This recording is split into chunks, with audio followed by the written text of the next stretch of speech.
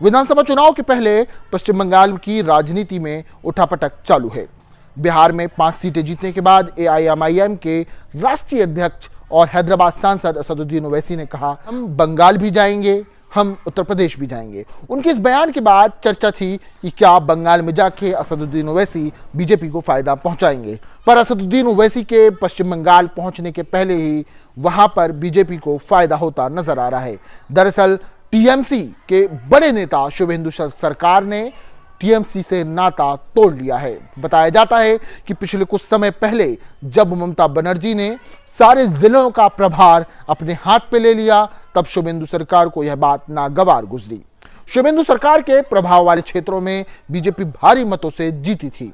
ऐसा अनुमान है कि अगर शुभेंदु सरकार बीजेपी का हाथ थाम लेते हैं तो बीजेपी की यह एक बड़ी जीत होगी। पर देखना यह है कि शुभेंदु सरकार का प्रभाव कितना काम आता है।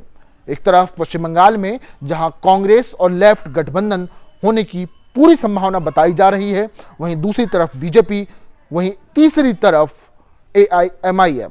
इस तरह ये 3 प्रतिद्वंदियों से टीएमसी का मुकाबला होगा। ऐसे में देखना यह है कि ममता बनर्जी और प्रशांत किशोर की जुगलबंदी बीजेपी और दूसरे अन्य कांग्रेस, लेफ्ट व अन्य दूसरे दलों से कैसे निपटती है। दरअसल इस मामले में बहुत अहम भूमिका होगी प्रशांत किशोर और टीएमसी की रणनीतिक भूमिका की।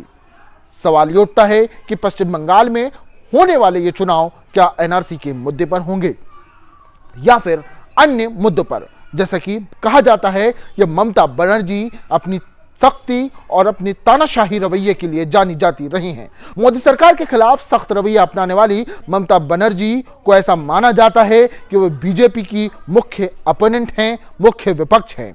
ऐसे में ममता बनर्जी अगर बंगाल के अंदर बीजेपी को रोकने में कामयाब होती हैं तो वह एक सशक्त विपक्ष के रूप में सामने आएंगी। फिलहाल नरेंद्र मोदी के सामने दूसरे सभी दलों को ऐसा माना जाता रहा है कि वो विपक्ष में इतनी मजबूत भूमिका निभाते नजर नहीं आए हैं। पिछले कुछ समय में राहुल गांधी एक अच्छे विपक्षी नेता के तौर पर सामने आए थे, पर ऐसा माना जाता है कि 2020 के चुनावों के बाद राहुल गांधी कुछ धीमे पड़े हैं। उनकी इस धीमेपन के बारे में तरह तरह की चर्चाएं भी कही जाती रही हैं। पर क्या राहुल गांधी बंगाल चुनाव से खुद को चार्ज करेंगे, या राहुल गांधी जिस तरीके से कृषि कानून और उसके पहले कोरोना और अर्थव्यवस्था पर बोलते नजर आए, क्या पश्चिम बंगाल में भी बीजेपी को रोकने में कोई अहम भूमिका निभाते नजर आएंगे, या फिर असदुद्दीन ओवैसी मुस्लिम वोटों में से नमारी करते हुए एक नए राजनीतिक समीकरण को जन्म देंगे।